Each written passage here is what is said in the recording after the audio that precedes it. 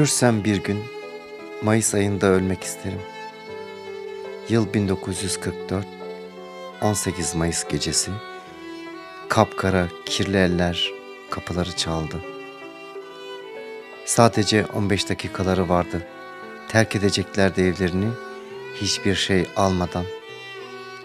Uyuyordu bebekler, uyandırıldılar mahzun uykularından. Evlerde sadece yaşlılar, bebekler ve kadınlar vardı. Erkekler mi?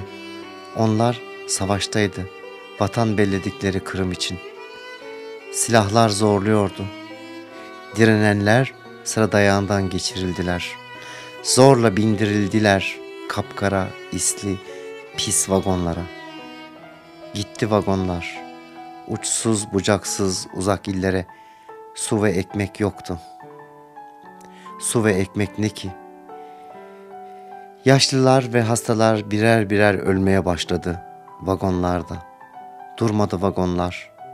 Ölüm ve doğum aynı vagonlardaydı. Birçok bebek vagonlarda doğdu. Gittiler, gittiler, çok uzak ve uzun bilinmeyen yerlere.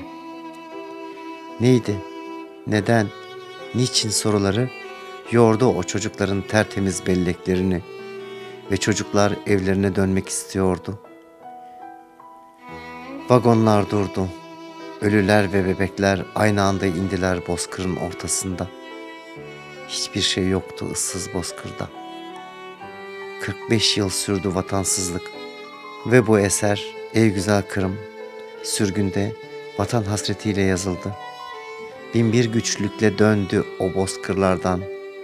Vatan hasreti bitmişti. Tekrar vatanı yeşertmeye çalıştı Kırım Tatarları. Şimdi mi? Yine işgal altında o güzel Kırım. Her Mayıs ayı büyük bir acı çöker yüreğime. Ölürsem bir gün Mayıs ayında ölmek isterim.